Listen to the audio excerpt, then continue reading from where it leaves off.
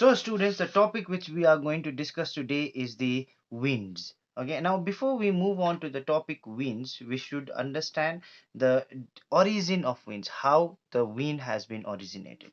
So the winds has originated due to the uneven uneven distribution of pressure. Okay, now due to the differences in the pressure belt, like the high pressure and the low pressure is there. Now the air masses which is present in the area of high pressure, okay, they will start moving towards the area of low pressure region. Okay, so this horizontal movement of the air, the horizontal movement of the air is considered as winds. Okay, now why the air masses are moving, that is also very simple, isn't it? Now why the air masses are moving? Because in the low pressure area the temperature is higher and the expansion of the molecules occur in this area, so as a result the air will start evaporating, isn't it? The air will become lighter and it will expand and it will start moving in upward direction. Okay, now here space has been formed or a vacuum has been created. Now those vacuum has to be filled in, isn't it? So from where the like the vacuum will be filled? From the neighboring areas, from the high pressure areas. So the air masses which is present over here, it will start moving to the low pressure areas, and again in the upper air the air will be displaced, isn't it? It will become heavy and the air will be displaced in the surrounding areas. Again there will be a downward movement of the air. Okay, so in this way there will be the movement of the air, or the cycle of the air takes place between the high pressure and the low pressure. Okay, so the vertical movement of the air is termed as air current, or it is also known as convection current. Okay, and the horizontal movement of the air is known as wind. So this is the reason behind the occurrence of the wind. Okay, so now the uneven distribution of the pressure, now how it is represented, the question is there also, how the uneven distribution of pressure is represented on the earth surface. So for example, if a piece of a area is taken, okay, now the pressure systems are uneven as I said. So here supposingly 1000 MB is there, so there is also a 1000 MB place, here also 1000 MB place, here also 1000 MB place is there, here also 1000 MB place is there. And now supposingly, okay, this star marking over here represent is the 900 MB. So here also 900, here also 900, is also here also 900. Okay, so the thing is that here we will draw a line joining the places of having the similar, okay, similar pressure. So this is the line which is joining the 1000 MB pressure system. Now another line is also drawn joining the places of having 900 millibar of pressure system. Now those kinds of line is known as isobars. Okay, now those isobars will help us to identify the uneven distribution of pressure on the earth surface. Okay, now the isobars also affect the winds, which also one of the factor which affects the speed of the wind. Okay, now how does it affect is, for example, the isobars, if it is very close to each other, okay, very close to each other, for as if it is of 1000 MB, this is 900, this is 800, and this is 700. So here the isobars are closely packed with each other and very closely connected with each other. So as a result, the wind when it starts moving from 1000 to 900 has to cover only a small distance. From here also it has to cover only a small distance, isn't it? From 800 to 700 also the distance covered is very small, isn't it? So this kind of pressure system is known as oh, before that we need to understand one thing I forgot to mention, that is also called is the pressure gradient. Okay, now pressure gradient refers to the space or the distance, okay, between two isobars, space or the distance between two consecutive isobars. Okay, so the distance between these two isobars is known as pressure gradient. Understood? So here the pressure gradient also is two types. So in case if the isobars are very close to each other, over here, isn't it? So here those kinds of pressure gradient is known as steep pressure gradient. Okay, now if the isobars are very far away from each other, now those kinds of pressure gradient, if it is present, it is known as gentle pressure gradient. Okay, so here how does it affect the speed of the wind? The question is that now if the distance between the pressure gradient is steep or if it is less, then the wind speed will be more. Okay, speed will be more. Now in case if the pressure gradient is spacious or it has a more distance, then the speed of the wind will be less. Okay, inversely proportional again. If the distance is small, more the speed, and if the distance is more, less the speed, isn't it? Now for example, if you have to run 100-meter dash, isn't it, the 100-meter sprint, the thing is that you will run over there with the maximum speed that you have, isn't it? Students, as I was saying, that if you have to run the 100-meter dash, isn't it? So you will run faster. But in the same time, if you have to run 1500 or 3000 meter, then you will keep your strength and you will run little slower, isn't it? So same thing happens with the speed of the wind also. If the pressure gradient is less, then the speed of the wind will be more. Now, if the pressure gradient is more, then the speed of the wind will be less. Okay, so this is one of the factor which affect the speed of the wind. Another factor is also there, that is the Coriolis force. Okay, now what does it affect is it affects the direction of the direction of the wind. Okay, now as we know that the earth, the rotates, so when it rotates, the wind which is, going from the northern hemisphere, it deflects it. In the northern hemisphere, it gets deflected toward the right hand side. Okay, deflected. And the wind in the southern hemisphere, it gets deflected towards its left hand side. Oh, sorry, this will not be the one. So this will the direction again, it will be deflected towards the left hand side. Another important factor, one of the speed, is the pressure gradient is also there. Another is Coriolis force. One more, it is also there, the friction. Okay, now for example, obstruction has come across the direction of the wind. The wind is direction to the, the moving towards the obstruction, and the big mountain or the hill has come on the way of the wind. So here what happened is this wind will collide or it will be obstructed by the mountains, isn't it? So because of the, the collision, the friction is produced, and because of the friction, the speed of the wind will be reduced here. Okay, because of the obstruction, it will block the wind, so the speed of the wind will be reduced. And also here the direction of the wind will also change. For example, here the winds will not make a tunnel and come out from the other side, isn't it? It will not pass through the whole mountain, isn't it, and it will come from the other side, of course not. What will happen is the wind will be forced to rise along the slope of the mountain.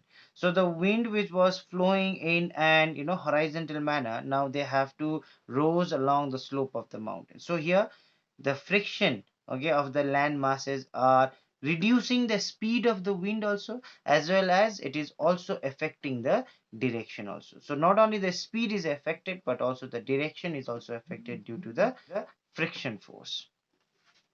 Okay, now let us move on to the classification of winds. Now the winds are classified into various types. They are the permanent winds, okay. There are the periodic winds, okay, and there are the another one is the local winds and variable winds. Okay, so here let us, first I'm going to discuss in this video today is the permanent winds. So permanent winds, as the name suggests, okay, the winds which blows on the earth's surface permanently is known as permanent winds. Another name is also there, that is the prevailing winds. Used for the permanent winds, they are the prevailing winds. Now permanent winds is also further classified. It's also further classified into trade winds, okay, westerlies, and polar winds, or also it is also termed as easterlies also. Okay, trade winds, westerlies, and polar easterlies are the classification of permanent winds. Now let us understand this also. So as we have learned in the previous video, there are the different pressure system or the pressure belt on the earth's surface, isn't it? The equatorial low pressure belt, subtropical high pressure belt, subpolar low pressure belt, and the polar high pressure belt. Okay, now the high pressure, the winds always blow from high pressure to low pressure, isn't it? So the thing is that the wind is blowing from high pressure to low pressure. From the subtropical high to equatorial low, the winds will be blowing. Now the winds which is blowing in between these two latitudes is known as trade winds. Now again, from this subtropical high pressure to subpolar low pressure, the winds will blow, isn't it? Now these winds are termed as westerlies. Now again, from polar high pressure, the winds will blow to subpolar low pressure belt. Now this is known as polar winds, or it is also termed as easterlies. Okay, now let us understand the characteristics of the trade winds. So characteristics of the trade winds. Now the trade winds are deflected towards the right, okay, in the northern hemisphere, and it is deflected towards the left in the southern hemisphere. Why? Because of the Coriolis force. Now here, such subtropical high pressure belt is also present in the southern hemisphere also. So the wind is blowing from high pressure to low pressure, but again, due to the, the deflection of the occurrence because of the Coriolis force, the wind is deflected. So here, from the high pressure, the wind will be deflected towards the right hand side, isn't it? So towards the right hand side, the wind is getting deflected, and from the subtropical high pressure belt, the wind is deflected towards its left hand side. Okay, so the trade winds reflects right and the left and the south. Another important characteristics is it's bring rainfall to the eastern part of the continent. Okay, rainfall, where it occurs in the eastern part of the continent.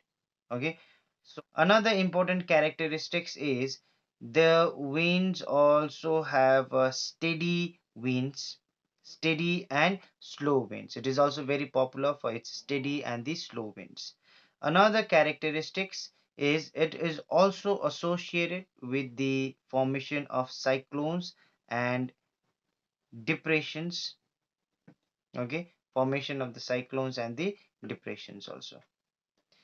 So the winds, the next winds we are going to discuss is the westerlies, now which blows from the subtropical high pressure to the subpolar low pressure belt, and again subtropical in the southern hemisphere also, from the subtropical high pressure belt to subpolar low pressure belt. So this also gets deflected in the different hemispheres, isn't it? Like in the right hand side in the northern hemisphere, and towards its left hand side, isn't it, towards its left hand side in the southern hemisphere. Okay, left hand side in the southern hemisphere, and also get deflected. And another characteristics, it is also called it is also called anti trade winds. Okay, because it is just opposite to the trade winds. Now another characteristics is uh, here the westerlies are also, called with the different names in the different latitudes, especially in the southern hemisphere. Like in the 40 degree, it is known as roaring 40s. Okay, like in 50-degree south latitude, especially south latitude, it is known as 50s, like furious 50s. And in the latitude of 60-degree, it is known as screaming 60s. Okay, now why it is given those kinds of name only especially in the southern hemisphere is because in the southern hemisphere the amount of the land masses which are present is very less. Okay, vast stretches of sea is present, so as a result what happened is there the friction is less, so the winds will be able to move in a higher speed in the southern hemisphere compared to the northern hemisphere. So in those latitudes the wind produces those kinds of sound because of the higher speed. Okay, in the 40s it's look like sounds like some of the animals are roaring over there, and in the 50s like furious. Okay, like the the in the thriller or in the horror music, that furious music which is there, so that kind of sound is produced in the 50s, in the 50 latitudes. And in the 60 latitudes, okay, like it makes a sound of someone is screaming over there, okay, screaming for help or something like that. So those kinds of sounds are made in the latitude of 60-degree south. Okay, so those are the different names of the westerlies, especially in the southern hemisphere. And the westerlies, it brings rainfall to the western part of the continent. Okay, these winds are very helpful because it also carries the the warm. It is very helpful for carrying the warm and the cold ocean currents from one place to another. The another winds that we are going to discuss is the polar winds. Now the polar winds also get deflected in the right in the northern hemisphere and left in the southern hemisphere. Okay, so it will be deflected towards the right in the northern hemisphere, and it will be deflected towards the left in the southern hemisphere. Okay, so that is because of the Coriolis force. Now another reason or another characteristics are these are the very cold and dry winds.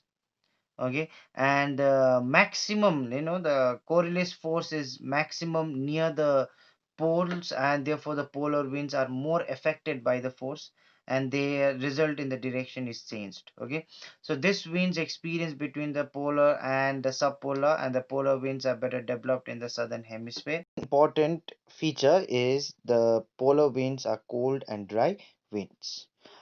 So with this we come to the end of the video, students. I hope the concept was clear, and in the next video I will be discussing about the periodic winds, local winds, and the variable winds. Thank you for watching.